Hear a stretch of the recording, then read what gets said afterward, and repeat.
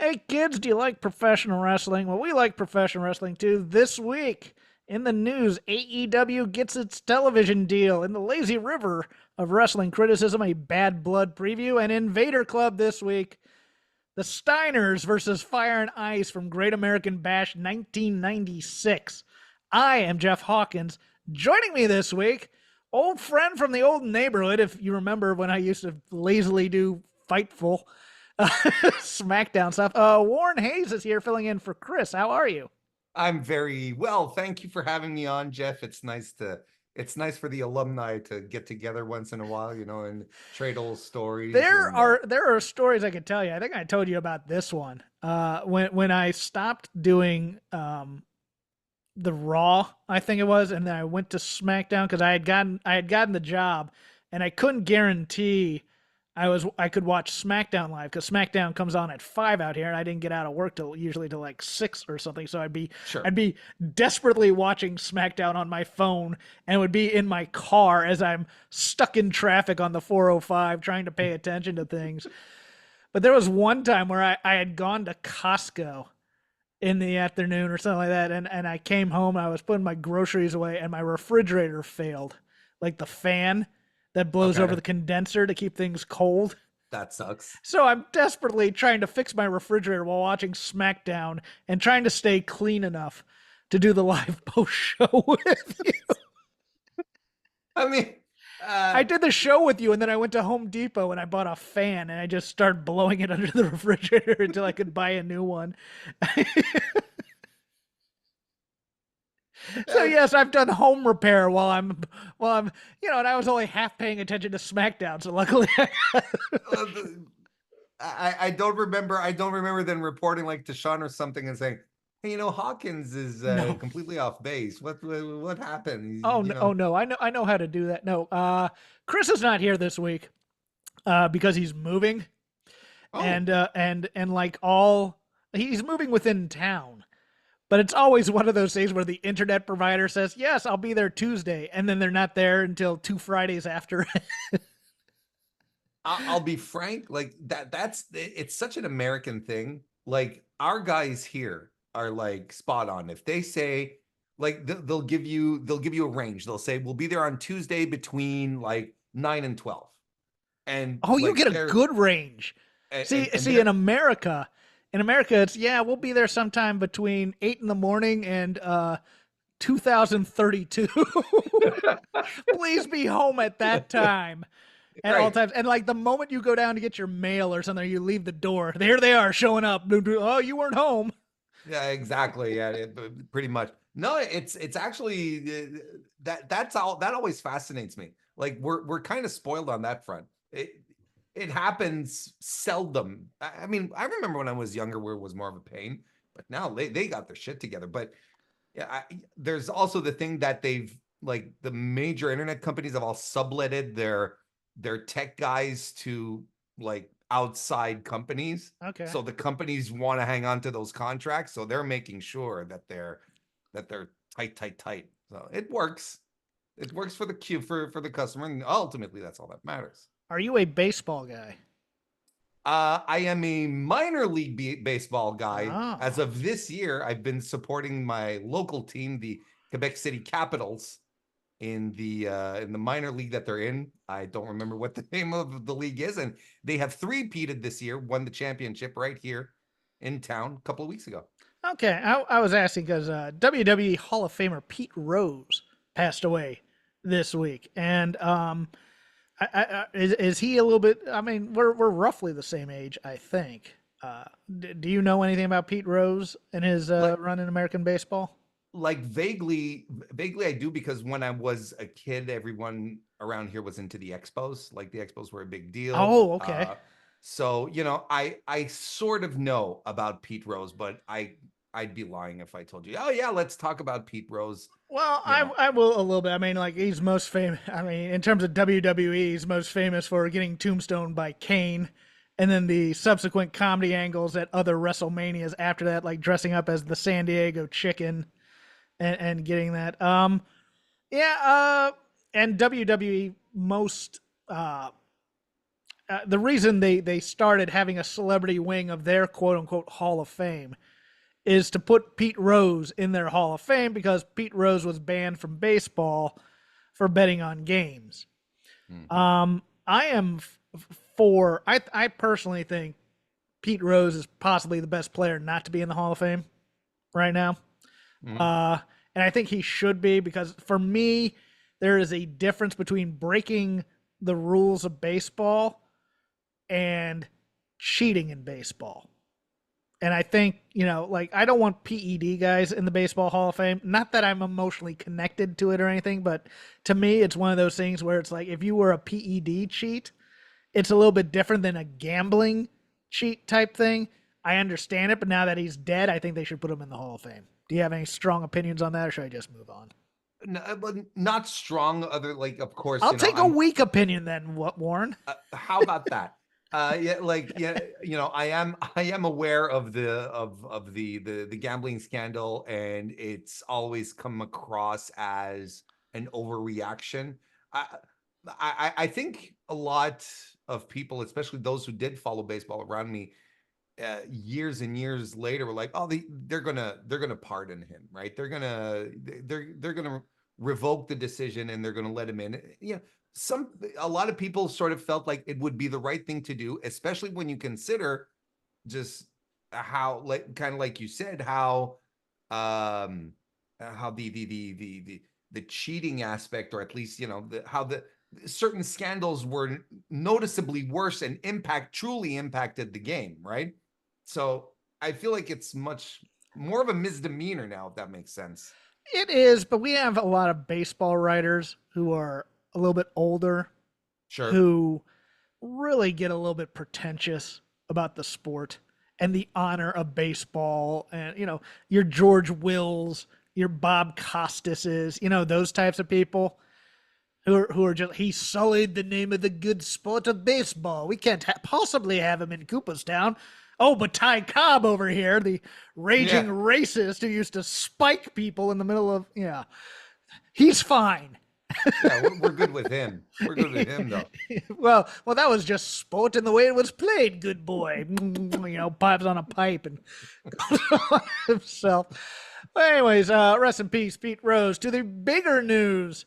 AEW makes its deal with Warner Brothers Discovery, $555 million over 3 years, an average of $185 million a year. Starts a little bit lower than that. The middle of the year is probably about that, and the third year would be up from that, per one Dave Meltzer of the Wrestling Observer. And the fourth year would be way up, but that is WBD's option whether to pick it up or not. Dynamite and Collision will remain on their respective homes at TBS and TNT. Rampage go bye-bye. Those shows will also stream live on the streaming service Max for U.S. subscribers starting in January 2025. And then starting later in 2025, AEW pay-per-views will be offered live on Max at quote-unquote discounted price per event. All marketing and promotions of the pay-per-views will be exclusively centered on Max. Warner Brothers Discovery CEO of U.S. Networks Karen Fitch told the Hollywood Reporter that the launch date for AEW pay-per-views on Max is to be determined because the technology to offer the shows is being developed. Warren, your thoughts on the deal? Oh man, there's a lot in there, and there's a lot to unpack, right? But overall, I mean, this is a success for AEW. And ultimately, and I know this is going to sound really corny, but this is great for pro wrestling. And it's corny, but it's also true.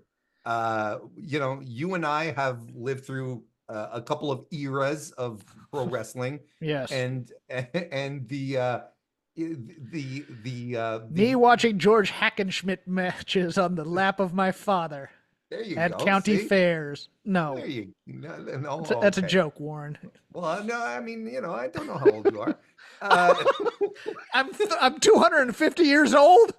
I mean, I'm just throwing that out there.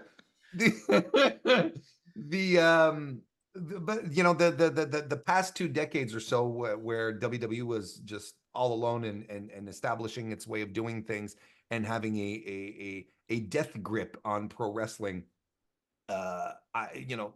ultimately strangled really any yeah, competition, yeah, but evolution, change, it was one man's vision. It was Vince's approach.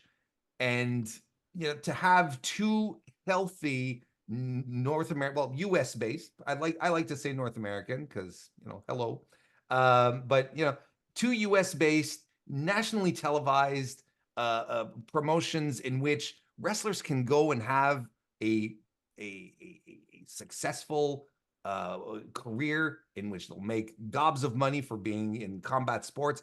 I think that's tremendous. It's tremendous to have those options. It makes every product better. I don't think it's a coincidence that WWE got hot because AEW has been around. I don't think it's the only factor, but I don't think it's a coincidence either.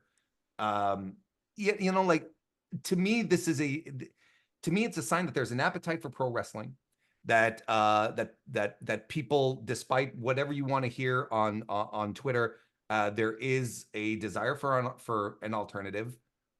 People want to see that on TV, and there's a and the networks actually see an advantage to having that. They see the added value of having pro wrestling there, who can deliver 52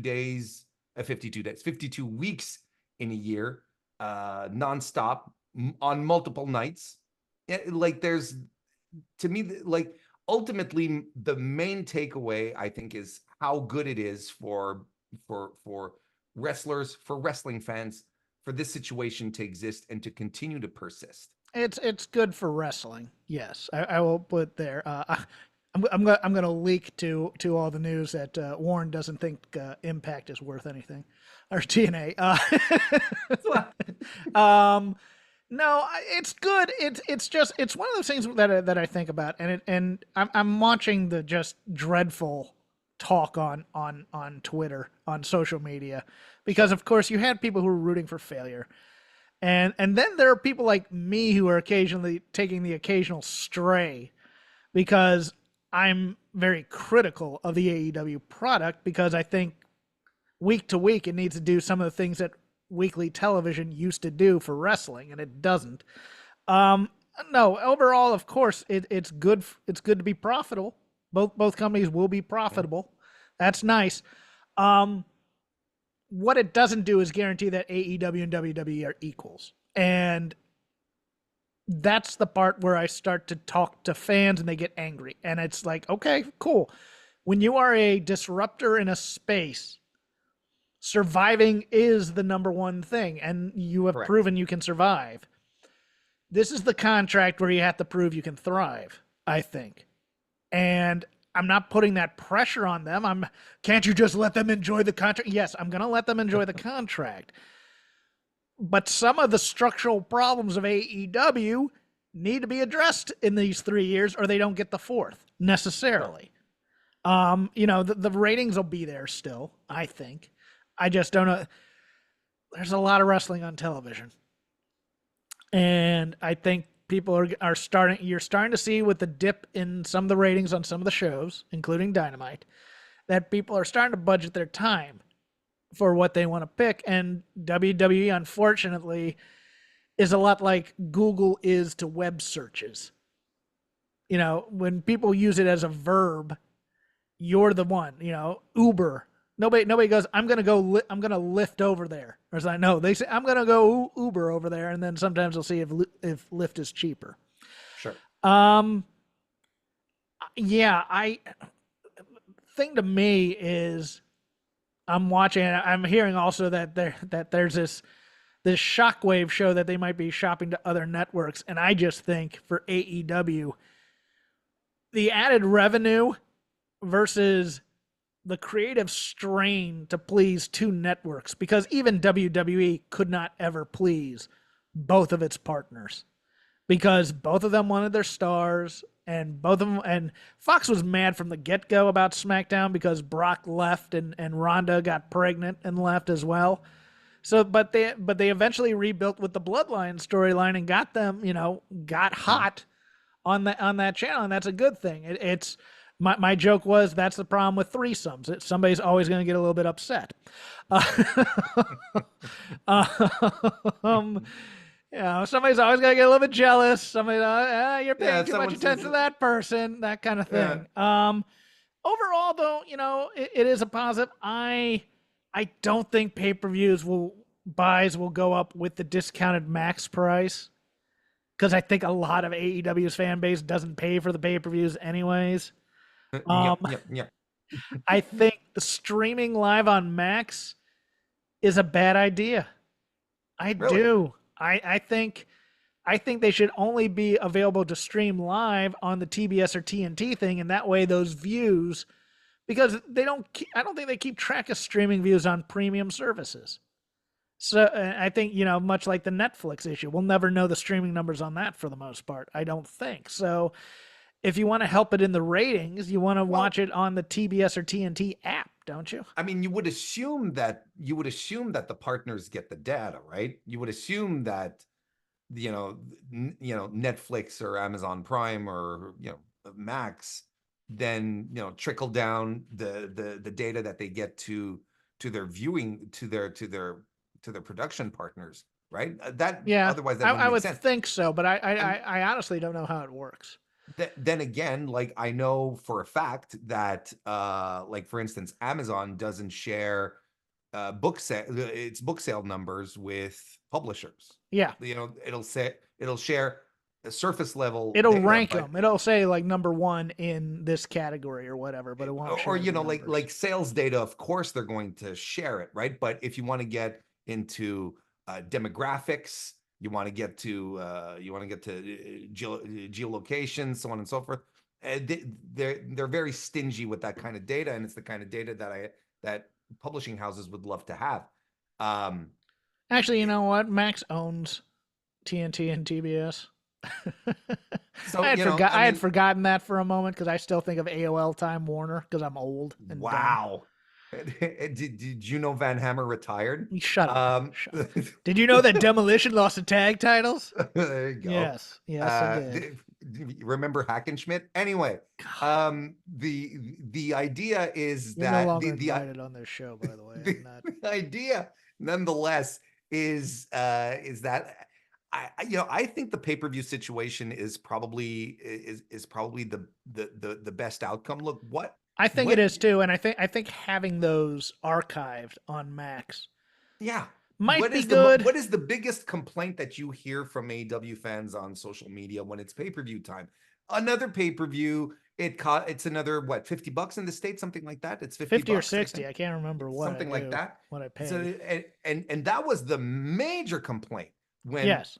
Tony Khan decided to add more pay-per-views. People weren't complaining as much when the pay-per-views were quarterly, right? But then when he started to go up to 10, like Yes. now, then people are, I won't be able to afford them all. And then of course everyone started predicting, oh well, no one's going to buy them anymore, and the business of pay-per-views is going to go down, when in reality it's been one of their most stable consumer business metrics. So I honestly I think the people who complain don't buy them anyway. Like Yeah. I don't think they bought them in the first place, and I don't think they buy them here. But I think the advantage of subscribing to Max and having access to the archive pay-per-views moving forward, I think that's attractive to AEW fans. I really do. Okay, we got a little bit of time here. We can lay out. I can It's go a your little show, bit man. hour. Well, let's see. Usually I try and keep it a tight hour, but I'm gonna be. It's my weekend now. I just got off work and I don't want to go back because my boss is texting me on my computer. Uh, so AEW's been around 5 years. Good job. Good. What Well done. grade? Well done. What? Shut up. What grade would you give it? And what was your favorite period of AEW? Um, I think my favorite my favorite period is when we were still when CM Punk came in. When Okay. CM Punk came in, and then you got Danielson coming in, and then you had the that Danielson Page feud, and the MJF Punk stuff was cooking. That was a really fun time. I think that's really my favorite period of AEW's history. I'd give it a B in terms of a grade for the Oh, was 5 years it they've done. graded? I'd give it a B too.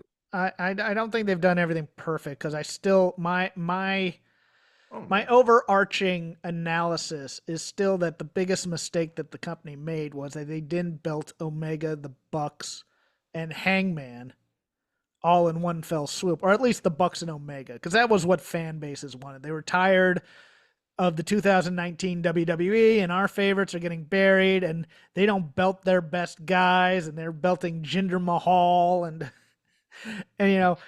Kenny Omega's the best wrestler in the world. They really wanted to see the super baby face, and they wanted to see all their favorites belted at once. Maybe even Cody in there. I don't know. Sure. Instead of Paige. I don't know. But for me, I really thought they were getting it together story wise when the Pinnacle angle came up. Mm-hmm. Because I really thought they needed a major big bad faction to help build the baby faces, and I thought a heel faction that could talk and could cut promos, and you had MJF in there, you had Tully who could help out. FTR wasn't bad on promos, type of a thing. Mm-hmm. I thought that it was going to be kind of like that first run of the Horsemen. Sure. And I had my hopes up for that, and then MJF decided Tully can't talk or shouldn't get time. And listening to FTR's podcast was very enlightening for the few weeks it was on there about why the Pinnacle failed as a faction.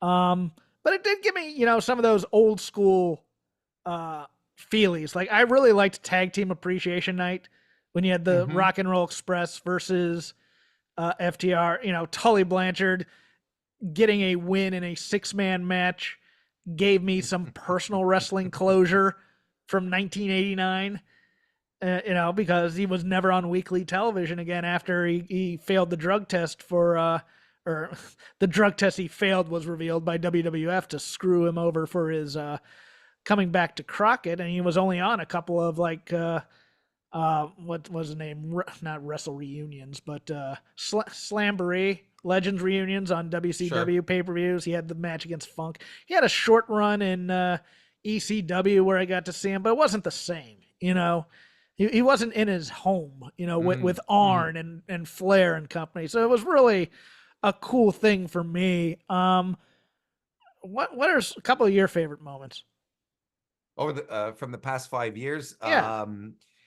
And Blood and Guts being on television, a real War Games match was kind of also important to me for my fandom. Well, yes, I agree with that. Well, first of all, to circle back to your point on Omega and the Bucks not being strapped up from the get-go, right? Which is, it really was a damned if you do, damned if you don't type of situation. I get that.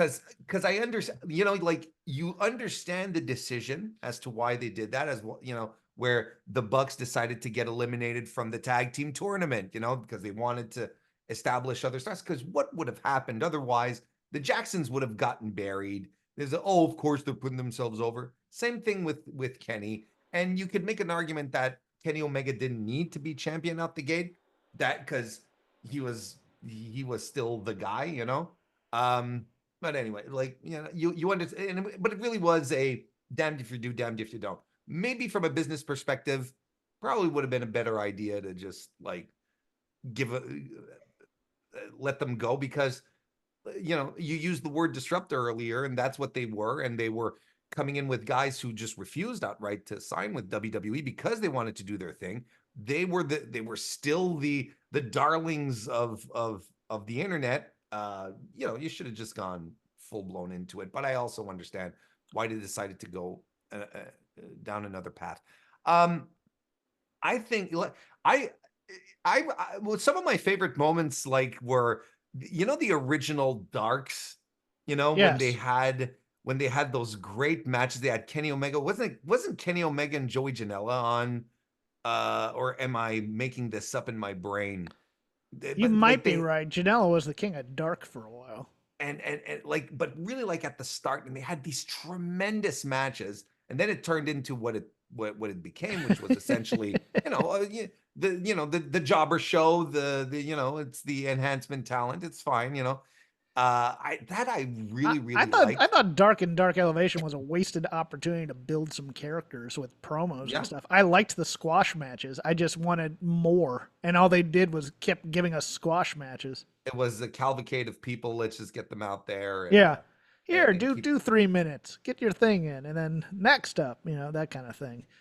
And I also like the how AEW sort of brought back the the Broadway match on television, right? Okay. Where you go, like, you go 30, you go 60, the Danielson Page draw, for instance.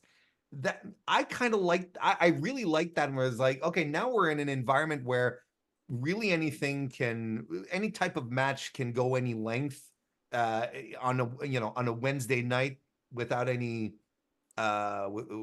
without any foreshadowing. Well, I mean, now we can see them coming when they're only booking 4 matches for a Dynamite. Then you're like, you know, they Well, book there's not a lot of foreshadowing when you're talking about like booking Okada and Danielson with 2 days notice. no, exactly. You have to, you have to pick up on that one pretty quickly then. Yeah. But yeah, that's the kind of stuff that that I really liked about that really got me excited about AEW. And for a while, I was, back in the days where Dynamite felt more like must see TV, Yeah.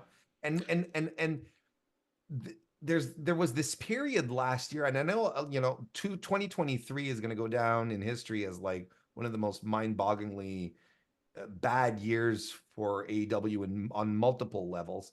But there was a time last year where week after week, the matches they put on TV were just like so incredibly high quality. Every Wednesday night, I do my reviews and I'd scream into the microphone that we're spoiled because of all of these great matches that were happening.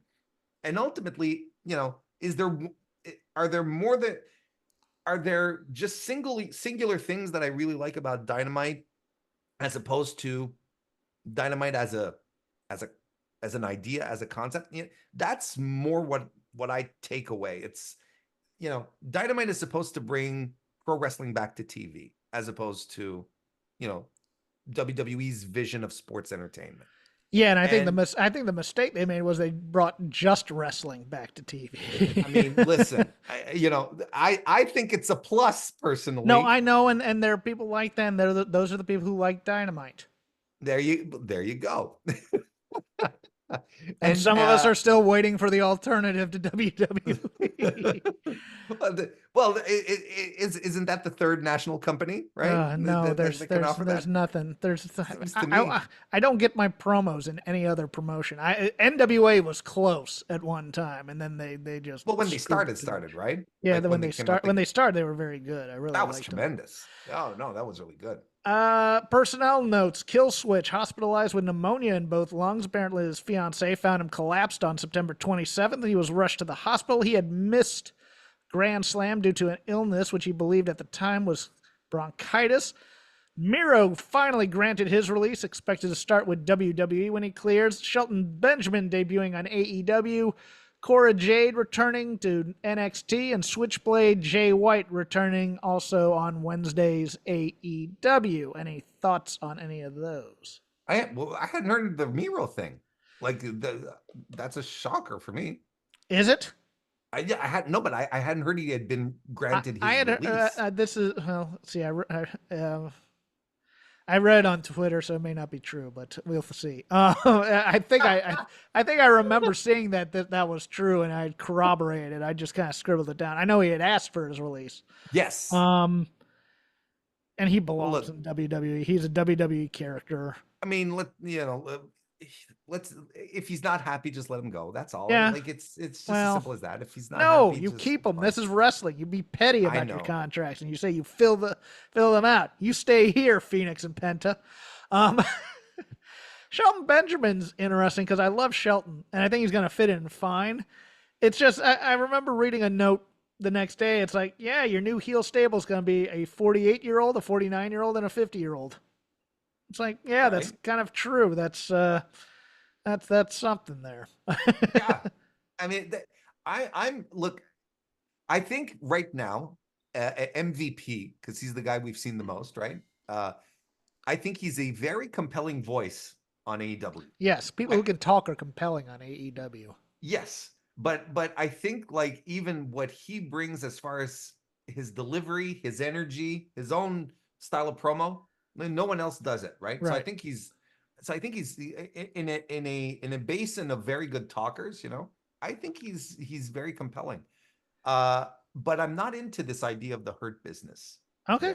there. And I am ready, willing, and able, and super open to be brought over to that side. Like I'm not shutting it down. I'm not crossing my arms and going, no, this is I hate this. This is terrible. But I'm No, not. that's I'm me. not into the idea exactly for what you said. And Bobby Lashley, listen, I always have to preface this every time I talk about Bobby Lashley because I feel like, you know, people get the wrong idea. Then I love Bobby Lashley, and I really do. And I think he's one of the last great guys who were pushed under Vince, even during the pandemic, right? When he was US champion, while Drew was whatever championship he had, I don't remember Right. with Universal, it doesn't matter. But they were clearly setting him up to challenge Drew, and they were doing it in the best way. They were having him mid-card champion, beating everyone. No one could get the upper hand. They had to do a triple threat for him to drop the title. And then they, you know, then he moved on to the world championship and he won. I really, really like Bobby Lashley. That being said, I'm aware of how old he is. And I'm also aware that, let's put it this way. What needles have Bobby Lashley moved? Has Bobby Lashley moved over his career? I think. Oh, go ahead.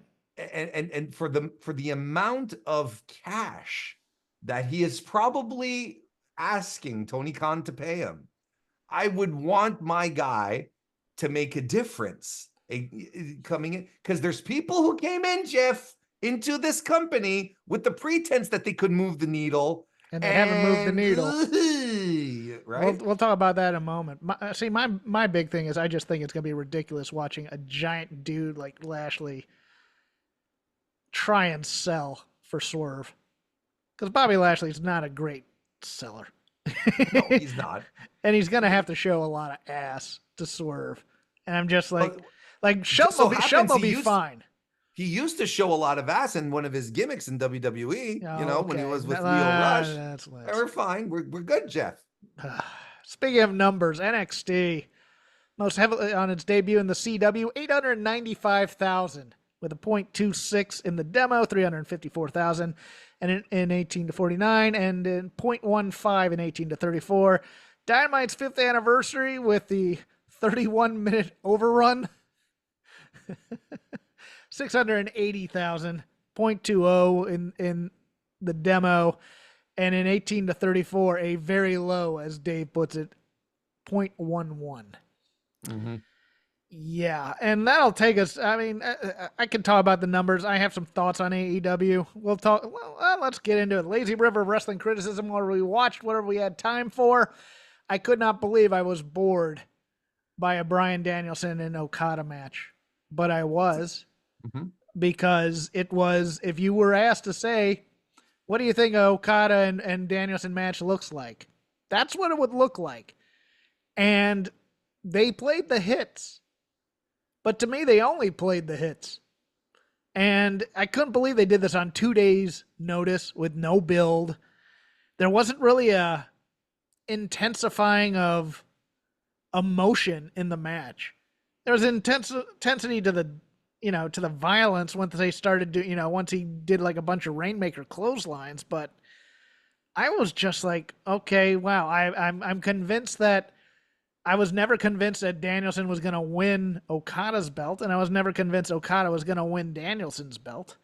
It just was a long match, and it was good. Don't get me wrong, but left me empty afterwards. How did you feel about this?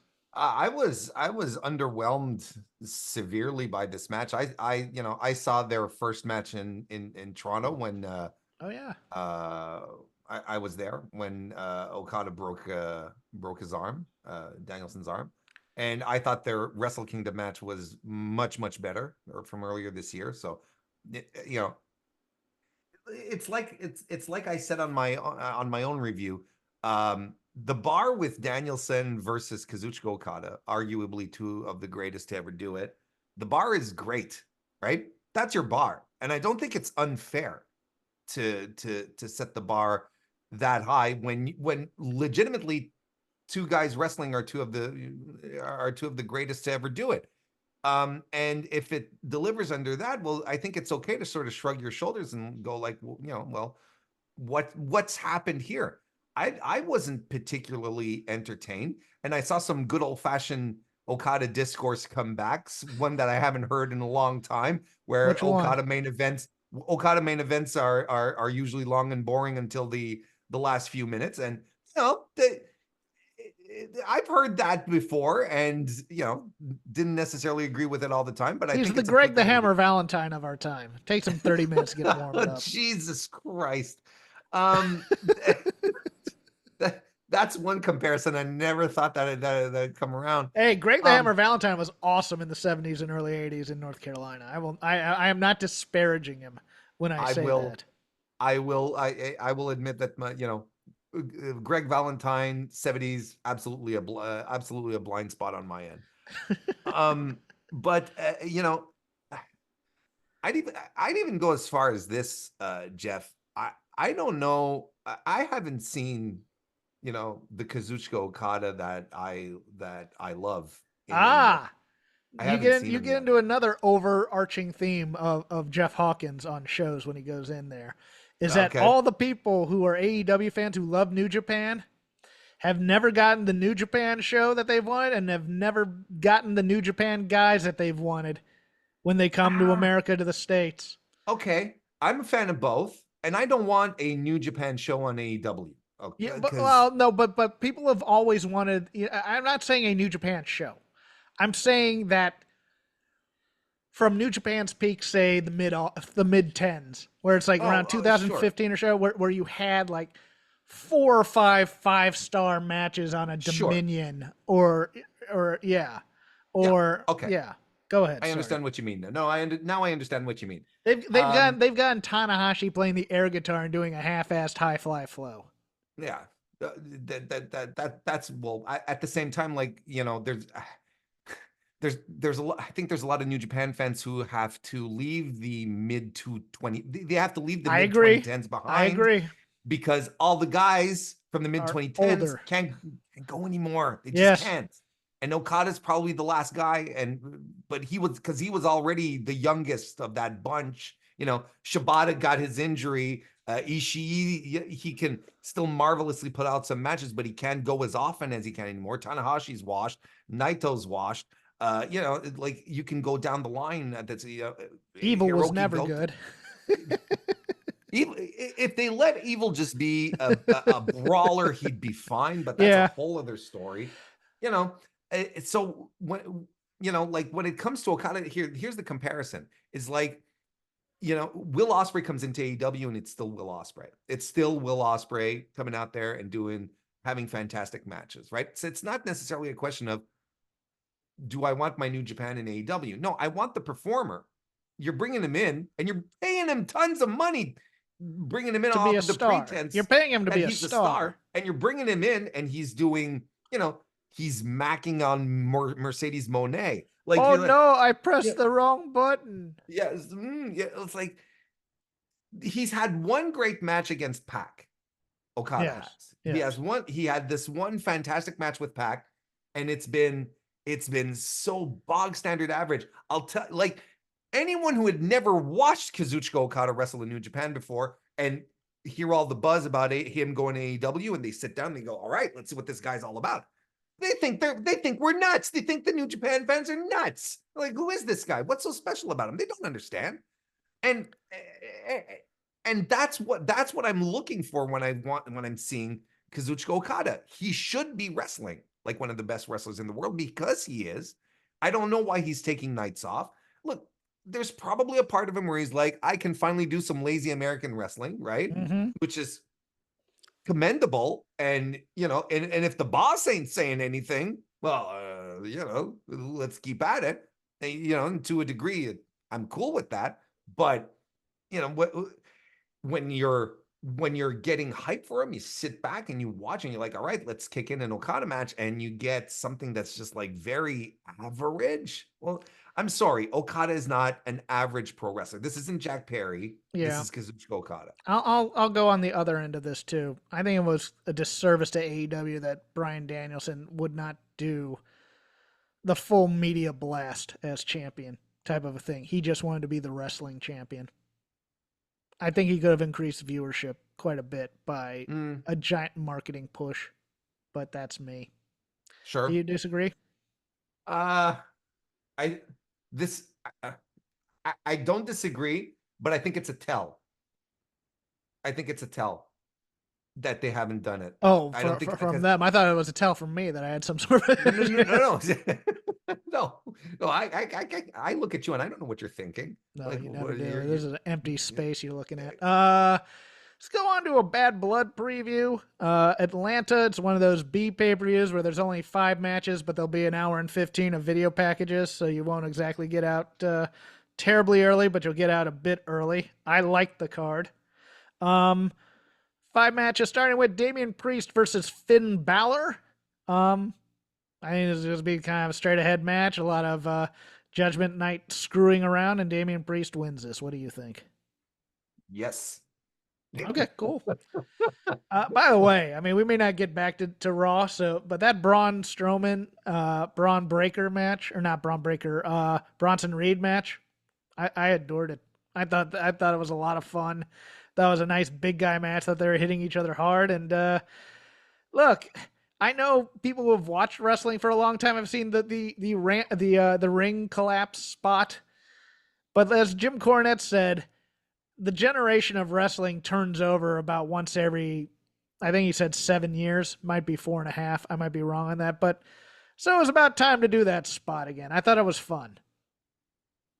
I could do without it personally. Like Okay. it doesn't add, to me, it doesn't add drama No, it's and but me, it's sticky, and this is what they do. So and I understand, and it's WWE. Like, and I actually watched the match because there was enough people in my Discord who were talking about it. And I was like, oh, okay, I'll check it out. And it was very good. Like it was a good time. It was a good big man match. But I hate it when promotions get in their own way, and I can't even say WWE anymore because AEW is very good at getting into its own way now. They've learned from the best, Jeff. No, I'm going to talk about Ospreay and Ricochet in a bit. Okay, sweet. I have that on my lazy river as well. But so like to me, they do the spot, and I'm like, and then yeah, for me it just like deflates. I get it. We could have just had the pin. No, I'll bring back that point when we talk about Ricochet and Ospreay because I hated the ending of that match. Oh God, let's talk. Anyway, yeah, but yes. Up next, no, don't want to go there. Liv Morgan with Dirty Dominic Mysterio versus Rhea Ripley for the Women's World Title. Mysterio will be suspended above the ring in a shark cage. Look, WWE has already done the greatest shark's cage spot ever with Enzo slipping through the bars somehow with his skinny thing and jumping off. It's his greasy skin that let yes. him Does Mysterio through. jump from the cage or does he drop something from the cage? And who wins? And do you think there's a title change here? Because I don't. You don't think? I think the Liv Morgan story continues for until we get to the next pay-per-view, like War Games or something like that. That would make sense. Why would you spoil the title change on this? I agree. I'm not invested in this. Like, this is some, the Dominic Liv stuff. Yeah, it's not for my generation. It's not. You hate love. I get it. Yes, I hate love. People, 2 ships passing in the night, etc., etc. I will say this though. I think Liv Morgan's doing the best character work of her career. Well, when the bar's in the mud. Wow. Okay. I mean, I'm here to support wrestlers, and you're just here to tear them down. Okay, I no, got you. listen, no, but look, I think you Rhea won't be Ripley's here the for one my who's. opinion. I think Rhea Ripley hasn't been served by this whole thing at all, to be honest with you. Especially with the Terror Twins thing and the sexual tension with Damian Priest. That really isn't sexual tension at all. It's very forced. It's very contrived, and especially when you know that she's just recently happily married, you're like, this is all very. Well, she's recently married. We don't know about happy. Yeah, well, I mean, you'd assume, right? You'd assume, yes. What do you know about love? Then I know nothing. You're taking shots at me. I'm just here to be snarky. Okay, that's my gig. It's my brand. But I really like Rhea Ripley, and I agree with you though. I think this entire feud has not been a net positive for her, and I think she's you'd be hard pressed to find a more compelling and over face for the women's division that they've had in a while, right? But I'm also waiting for Dominic to step up and be something more than a simp. You know, who cares? Like Dominic Mysterio, this is going to be his role for the rest of his career. He's going to coast off just doing nonsense and being, and having terrible timing in the ring with no proper footwork. That's going to be his. That's going to be his thing moving. No, he's not that bad. Come on, no, he's terrible. He's improved. Oh, good for him. All right, moving on. Before you get me fired. What? Nia Jax versus Bayley for the WWE Women's Champion. Who's the champion at the end of the night? Oh God, it will unfortunately be Nia Jax. You're wrong. It's going to be Tiffany Stratton. Oh, you think she's going to do the? I think Tiffany's cashing in. But is she cashing in on Nia or Bayley? Doesn't matter. I think she may cash in on Bayley and pin her. Yeah. 1, 2, 3. Make it a 3-way. Or Bayley, Bayley weakens Nia enough, but I think Tiffany Stratton gets the title here. This is the type of thing they do on a B show. Yeah, I agree to sort of give a little spice there. I'm excited for them to do something real with Tiffany Stratton. I think she has tremendous upside. She's great. She's got like she has character down, and she takes a beating sometimes. Like every time she gets on top of a ladder, people don't catch her. It drives me nuts. Yeah. It's like they're teaching her something. It's not even that. It's like all these other dainty girls are afraid to put their body in there, and here's Tiffany just throwing caution to the wind. That's why I like her so much. And she's over. Like, we've all talked about the performances that she put on at the Elimination Chamber and how she stole the show in that in the women's match. I thought she did very good at the Money in the Bank as well. I actually think Bayley and Nia might have a decent match too. Bayley's a ring general, and Nia's actually dropped some weight and is doing better as playing the giant type of thing. She's not as clumsy as she used to be. Took her long enough. Wow. Okay. Jeez, Warren. I know, but brutal. This is not even a meme. Like Nia Jax is one of the wrestlers I dislike the most on planet Earth. I understand right now. Like I think she brings nothing to the table. Nothing compelling. How many bumps have you taken, Warren? Oh, hey, listen. And no one's paying me to get into the ring and try to be entertaining too, right? Okay, just checking. No one's paying me to be on this podcast either, Hawkins. Well, nobody's paying me to be on this podcast, and they haven't for a number of years. Thanks, Red Circle. Cody Rhodes and Roman Reigns versus the Bloodline of Solo Sikoa and Jacob Fatu with Tama Tonga and Tonga Loa hanging around somewhere. I think this is gonna be fun. I think Jacob Fatu is gonna be the big bright spot coming out of this match. They're just gonna let him go wild. I hope so. Do we get a new Samoan coming in? Because remember, Hikuleo was designated for assignment in NXT, and allegedly they had signed yet another one as well. Who's the other one?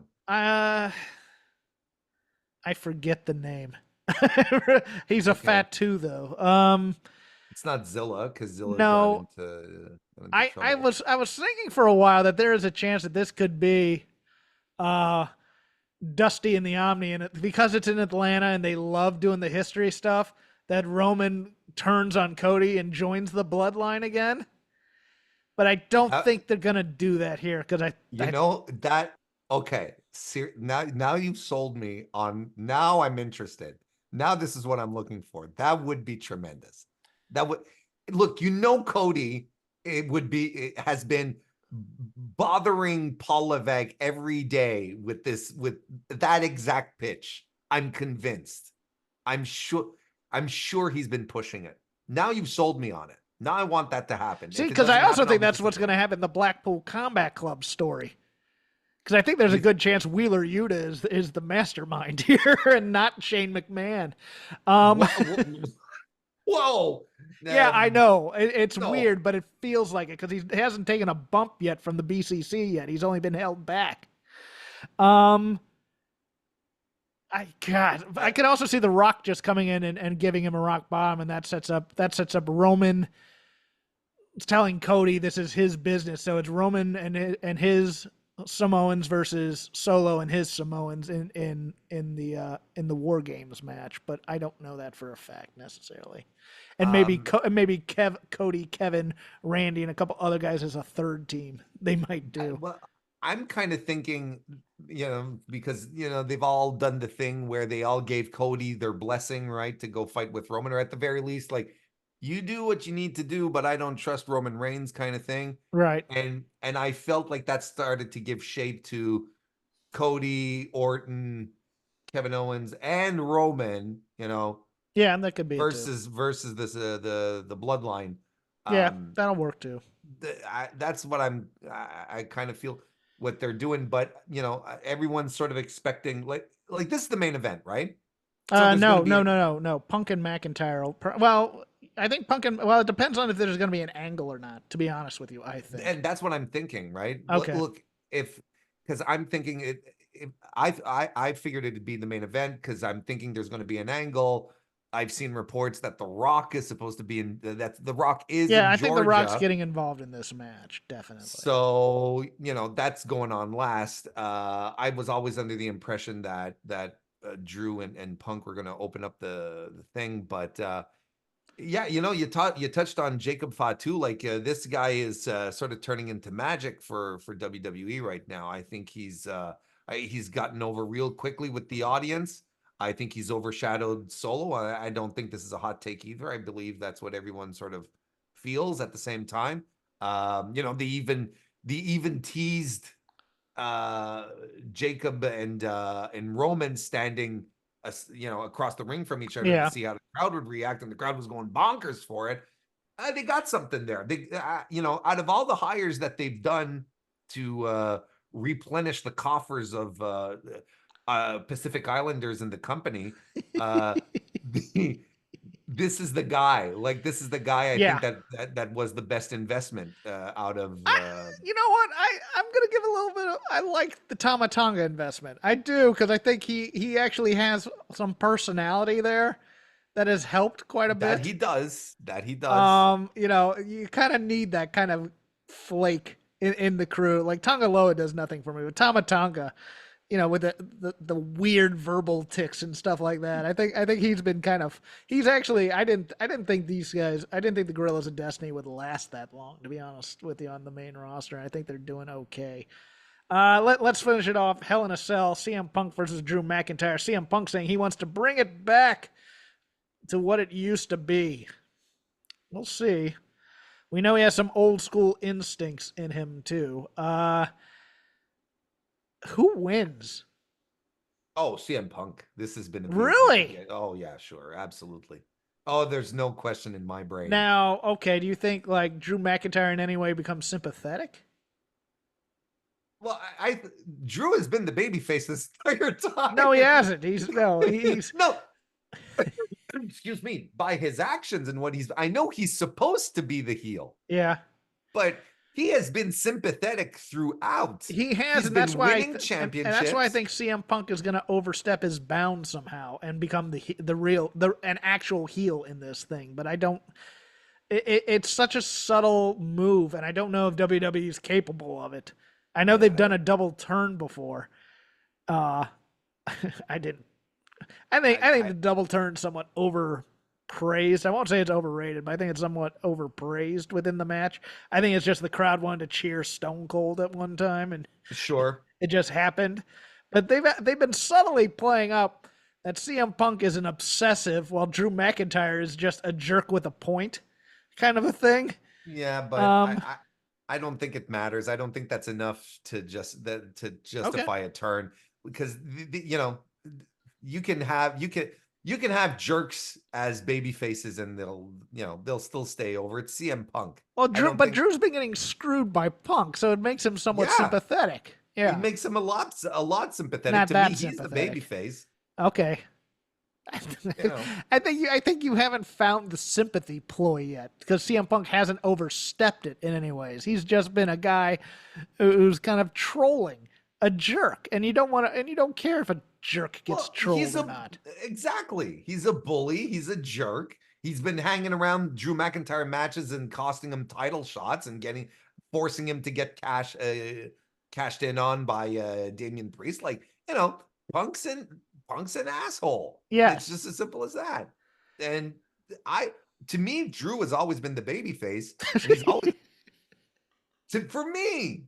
Yes, I know. For you, this is like the people who write those. The Empire had a point. Those rebels were a bunch of religious zealots. Hang on a second. Wait a minute. I mean that. I personally thought it as this is like Novembrino thinking that who's the secondary women's champion in NXT? What's her name? I want to say Kaden Carter. Kaylani Lee or Kaylani. Yeah. No, Kaylani Jordan. Kaylani Jordan. Kaylani Lee's a porn star. Kaylani Jordan. It's weekend at Hawkins, guys. Oh, you're getting such a vast view into my mind. Knowledge? But Novembrino thinks she's a secret heel because she's so disingenuous. So you think McIntyre's the babyface? Okay, fine. So you think CM Punk wins? I'll go with that. I somehow think McIntyre wins this one because didn't Punk. Oh no, he didn't. McIntyre won the last one, so yeah, Punk wins this one. No, Punk has become what he hates the most. He's going to finagle to get the win here. He's going over. Cool. It's your turn on the lazy river. Where do you want to take us? Let's see here. We talked about. Did we talk about Shelton? Right? Yeah. A little bit, yeah. Yeah. Let's talk about Mercedes Moné, who this week, she has her little newsletter for her fans, right? Okay. And she set out her little newsletter, and she's saying that she wants Shane McMahon to join AEW, like black and white, and she's not being, cagey about it. She said he should join. He would be fantastic for the roster. I'm paraphrasing. Fantastic for the roster, and the roster, I'm sure, would be excited to have him over. And I'm going to tell you, Jeff, one of the things that happened in Dynamite this week at the end with, when Mox attacked Danielson and he started insinuating the fact that he was doing this for a greater purpose or for someone else. Yes. Excalibur gave up the ghost on commentary when he said, "Who could be pulling the strings here?" And I just I got mad at that. I went, "You got to be kidding me! You if there's a surprise coming, don't." I hated that, but continue. Sorry. So I'm putting two and two together here. You think it's Wheeler Yuta. No, we're going on record with that. No, that's what you said. No, I said I said I think there's a chance that it is. I think it's. You said it's Wheeler Yuta. It's Shane McMahon. It's gonna be Shane McMahon if all those guys are gonna talk about their NXT experience, because all those people were from NXT. But yeah, look, I just want to make sure that everyone knows that you think it's Wheeler Yuta who's pulling the strings of the Mox's new team. Let me make my case. He's never been beat up by any of these guys. He's kind of been held back. They've been exactly. And all those guys are veterans who would want the young kid to get things. Now, don't get me wrong, Wheeler Yuta can't cut a promo to save his damn life. So it's gonna backfire if that's the plan. But it feels like, look, it's obvious it should be Shane, but there's a part of me that looks at this and goes, are they doing this for Wheeler Yuta to be revealed as some sort of heelish bad guy or whatever? That's all I was saying. But yeah, the higher power. No, that's it. But I think it's great that you're all in on this theory, and that you're. I think don't no, come honestly, on my show I'm and troll me, sir. You're not coming back if that happens. The point is that the point that I'm making though is that it really does feel like there's a connection with Shane. Running into Tony Khan that one time at the airport, okay. Running into the Bucks at the airport accidentally, then you're like, okay, no. Now there's fire to the smoke. And now Mercedes is talking about it openly in her fan newsletter. And the connections. Yeah, but she's being gracious to everybody. She was talking about how wonderful Vince was for her career. She's just playing the political game, is what she's doing. Sure, but Shane, look, I've heard Shane's very likable. I get that. Yeah. I just think as a non-player character, because I don't want to see him take bumps in AEW. No. I don't want to see him wrestle in AEW. I don't want to see Will Ospreay versus Shane McMahon in AEW. There are other non-player characters where you could get the same kind of heat to me. Like if you signed up Jim Cornette for a short run with any heel group, you get the same reactions, and it's even probably better because it's not seen as WWE versus AEW type stuff. Yeah, I mean, you could have actually accomplished it with MVP if you wanted to.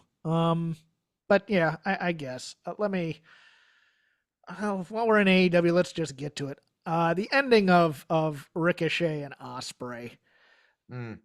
This is where clever becomes the enemy of good. And the whole both shoulders have to be down at the same time. So we're waiting for 4 seconds for Ospreay to maneuver his body so his shoulders they could do the double count. And then we're gonna do the more time, please. So we're gonna give people that hope spot, and then Takeshita comes in and ruins it. Takeshita should have been in there the moment that 3 count hit and just stomped on people. Or they should have done a double count out, and then Takeshita comes out and beats up both or whatever. There were other ways to do this versus giving people hope that they're gonna get some extra time on this match and that they were going to see a winner. It felt like something like it was like, oh no, but we have to swerve. This is the stuff Kevin Sullivan used to do to me. It's like, oh, we have to swerve them somehow. No, you don't. Or do a time limit draw with these two and have Takeshita come out and beat the crap out of them. It doesn't matter to me. It's just the double pin spot was so contrived and ridiculous. And then to go, Tony Khan's ordering this match to continue and then having the run in. It was like, okay, pick one and go with it. Yeah, that's exactly what I was going to say. If they had decided to do anything else with, the extra time, then a DQ run in, I'd probably have a very different opinion because I hated it too. There were probably the best outcome, like you said, would have been Takeshita just running in as Ricochet is covering Ospreay. That probably would have been the best outcome, right? Sure.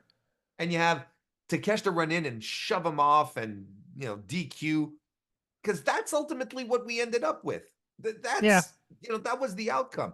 And I thought it was contrived, terrible. Ospreay had to get into position. Ricochet had to position his arm to make sure that he covered it. Like, it was all clunky, awkward, and of course it's Rick Knox who's counting both shoulders because he's a dope. He's legit. Like in kayfabe, at least in kayfabe, this kills me because I thought when he was the worst hired, wrestler. Yeah. He's the worst wrestler. He's the worst referee in AEW in kayfabe. No. Yes, he is. Oh, in yes, kayfabe, yes. Yes. Because I thought he was going to play the same role he would in PWG when he came in, but he doesn't because he's the referee who can take bumps and do dives and stuff in Yes. PWG. But yeah, your turn, sir.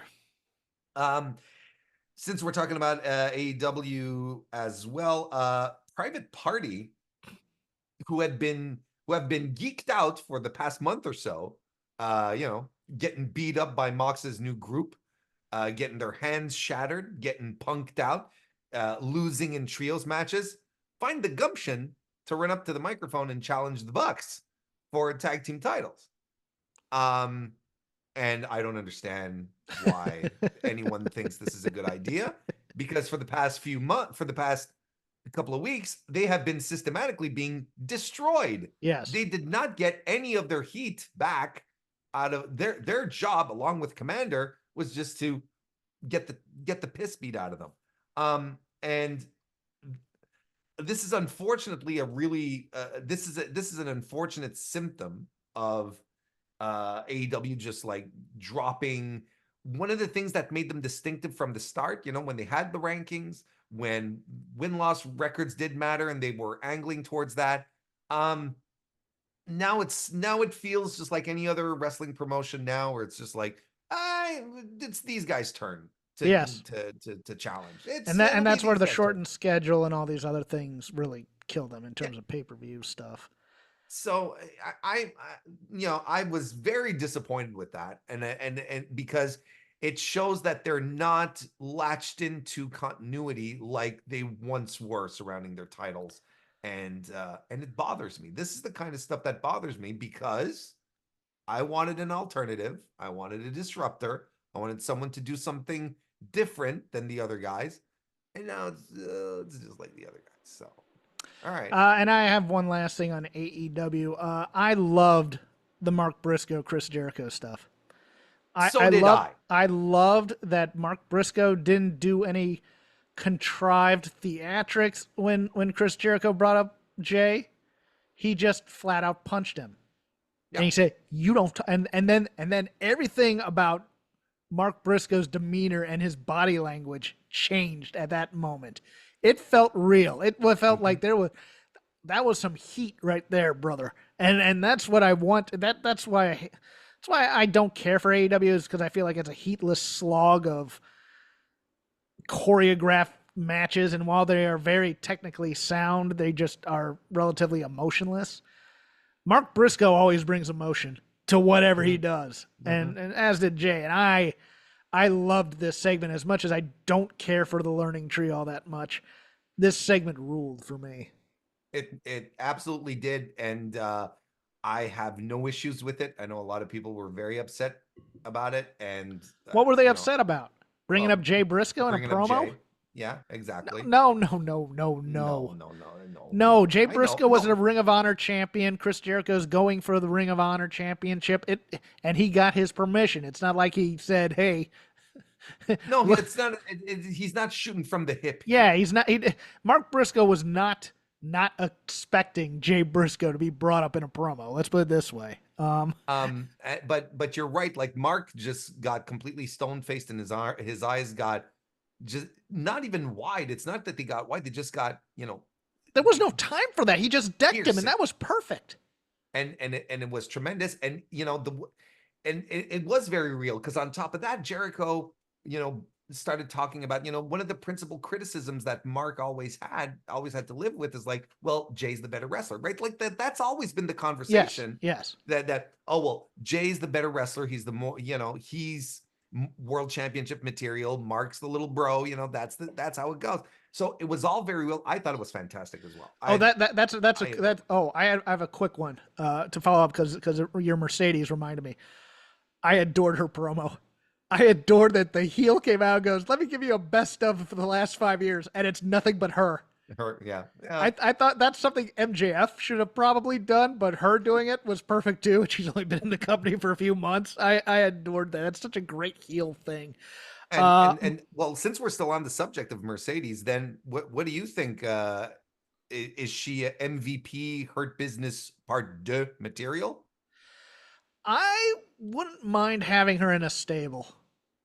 Even I though think it'd she do. can talk, like I think the women's division needs more stables in it, and I also think it needs to be part of more of the men's stables too. Yeah.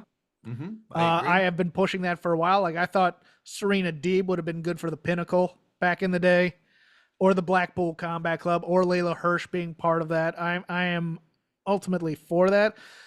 My fear is if it becomes a little bit too hurt business-y versus say a not conglomeration, but a conglomeration of like a business type of stable. I think she's perfect in it. I was expecting her to become part of the elite because of Yeah. all that stuff. I thought that would have been fine too. So I have no problem with it. I think it'd be really interesting, and uh, I'm interested to see how they go with this. I have a bit of a wish list for as much as like I said, I'm not into it, right? Like I said earlier, this would be one of the ways for you to get me into it if Mercedes were to join, if you were to get Powerhouse Hobbs involved, right? This is the kind of stuff that that'd help me that'd help flip me over to to their side and be excited about it. Where do you want to go? We talked a little bit about the NXT show on CW, A but little very bit. surface level. Yeah, let's go Uh, for it. yeah, I watched the show because it's the first CW show because it's the first You sound NXT like on you're damning CW. with faint praise. No, there's no faint praise. I didn't like it. You didn't like it? No. I'm not. NXT's not my. I don't watch NXT, and there's a Okay. reason for that. I just wanted to watch this because it's an event. It's their first show, and I want. Look, I thought that the thing that struck me the most is watching NXT in front of an arena, in front of a wall of people, and the crowd is hot. They love this stuff. That was a They're hot into it. crowd. So, that I felt helped elevate everything that was happening nonetheless, because, the warehouse at some point just gets really, Yes. there's a tedium to it, right? And so, I thought this helped elevate stuff. But otherwise it was an NXT show, and I don't know what I was expecting otherwise. I thought Julia was fine. I think Roxanne Perez is regressing, and the main event was very, very tepid. Like, and the thing that annoyed me the most about the main event is that it no longer, at some point the match switched and was no longer about Trick and Ethan Page. It was about CM Punk and No, Ethan Page. that's a legitimate criticism, and they rushed that. I liked Julia and Roxanne a little bit more than you did. I thought Wesley and Zach Wentz was a pretty good That was actually my match of the show. That thing. was the match I liked the most, where you know but these guys know each other like the back of their hand, so it's fine. I thought spots were creative. It was dynamic. There Yeah. was a lot of it what like it as far as Plunder street fights go, that was very, very good. I enjoyed that. That Yeah, was my favorite match. I watch NXT grading on a curve because I don't like in terms of being a AAA team for WWE, it does a good job of teaching people character, but it also teaches them how to be campy characters, which I don't care for all that much. That said, I think Obafemi's can't miss. I just that dude. I like him. He's gotten something, and I don't know what it is. I mean, he has swag, and nothing rattles him. If they could just concentrate on letting him be a big guy instead of like his last match with Tony D'Angelo, to me was a mistake because it was all about, okay, now we need to teach you to sell. So you just have to sell a lot for the guy, and it's the Bobby Lashley problem. It's like, well, we don't want to see him leave his feet. We want to see him. It doesn't matter. No, it's like he's he's an Ahmed Johnson type, except Yes, he's actually athletic. yes, That's the thing, and that's what makes him great.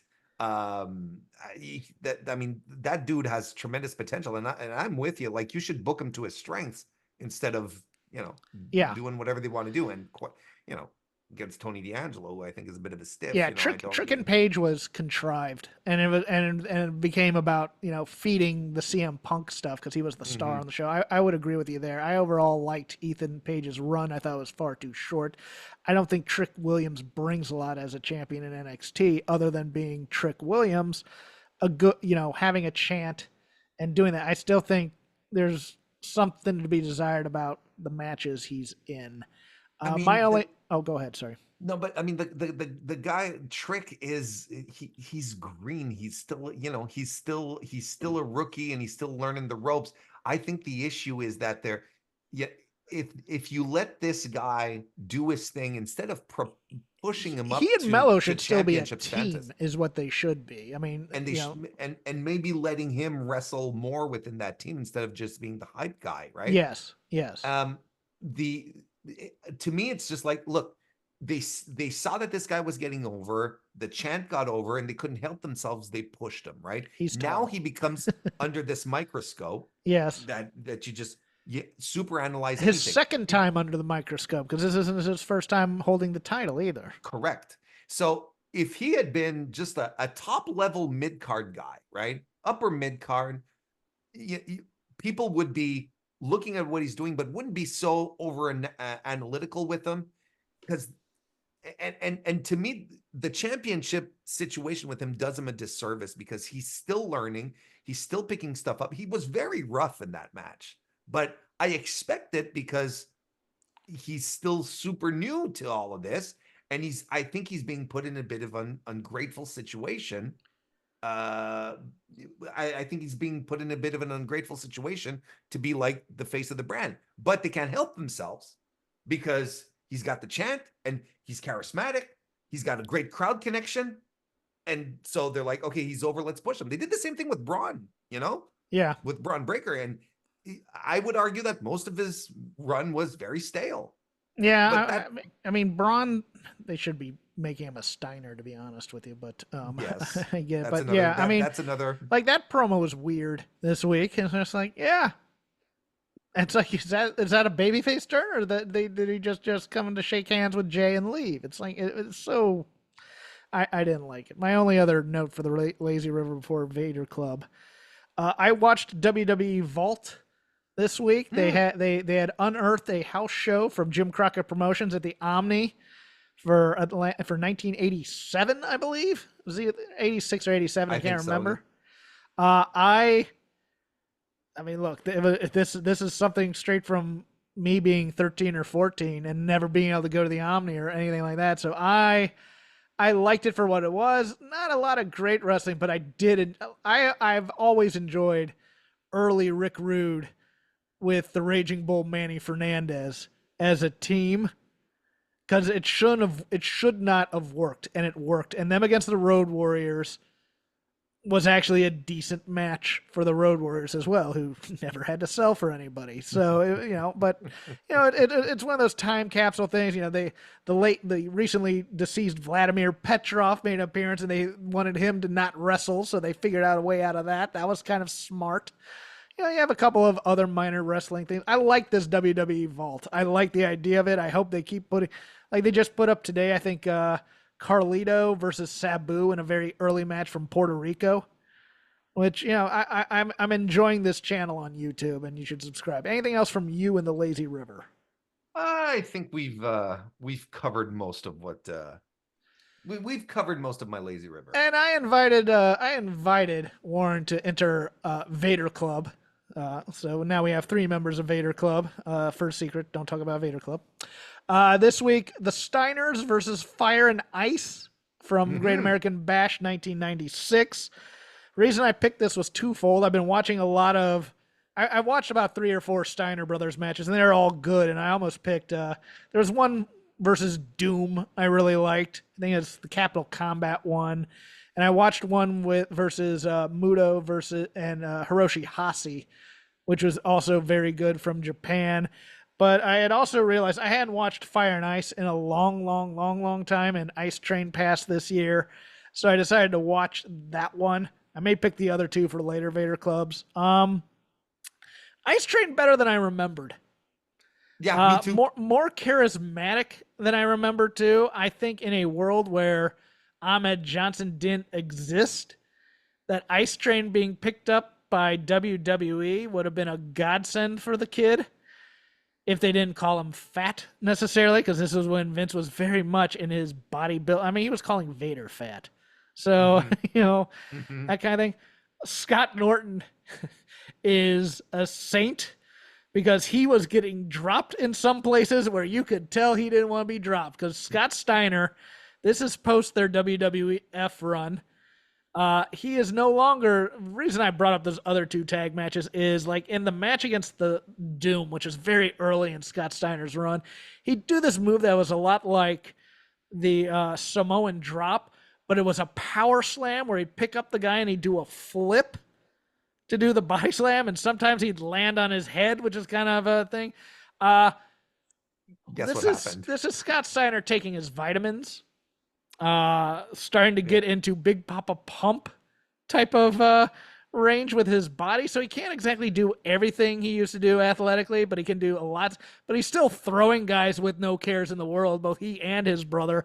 And Scott Norton will just reward you with a clothesline that will just absolutely crush your sternum. You go there. Yeah, pretty much. This is all Japan style match where this is just 4 big dudes throwing each other and not caring and hoping, hey, you're tough, take it type of a thing. Remember, tuck your neck. Yeah, tuck your chin. But like there was a moment where Norton landed on his shoulder and it looked bad, and then he just went in there and repaid Scott Steiner by dropping him on his shoulder. And I'm just going, receipts were happening in real time. Was it a great match? No. Was it a fun match? Yes. I thoroughly enjoyed this. Any thoughts from you, sir? Fun as hell. I hadn't watched this match in a long time, so and then I remember because everything you said is true. Just 4 incredibly meaty gentlemen. Just this is a biggie special. It's literally taking those action figures and going clang, clang, clang. Just ramming them against each other. It was tremendous fun. And Scott Steiner already, I'm like, my God, he's already impossible at this point. Like you just look at his physique. But I remember this watching it then. I remembered how I was fascinated by the spot where Norton has Scott in some kind of hold, right? He's got probably just a headlock on the mat, and Rick runs in to break it up. So he kicks Norton right in the face. Right in the face, Norton, like 3 or 4 times. Yeah, because Norton's no selling. He's just like standing there, and you can tell they're stiff. At some point, Rick is like, that last one hurt. he got him right in the sternum too. That's it was right. Yeah, it was right in the neck area, like right here, like almost in the windpipe where he kicked him. I saw that one. The other one, you reminded me of the spot. The spot of this match, though, is the one where Scott comes off the top rope, and Scott Steiner comes off the top rope, and Scott Norton just catches him, and and just lifts him back, bodies him back up. And it's tremendous. My God, the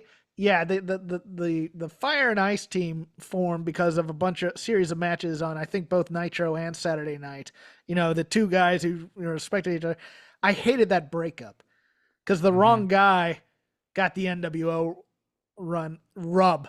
Scott Norton never needed it. He was good in the NWO, but Ice Train became nothing after that turn type of a thing. And then his career just fizzled after that. And that to me was because these 2 guys should have had a Japan run at some point to me, like all Japan type of a thing, or even New Japan at that time, depending on, but I mean, you could see a Norton Ice Train team going up against like Vader and Bigelow and or Hanson and Johnny Ace or whatever and do that. No, the Steiners, the knock to me on the Steiners is while they're very good, their reach sometimes exceeds their grasp, and they also just don't care about their opponents enough to me. They just throw them and say, the hell with you. We're the Steiners. What are you going to do about it type of thing? And if you don't reciprocate quickly, it's gonna get out of hand at times.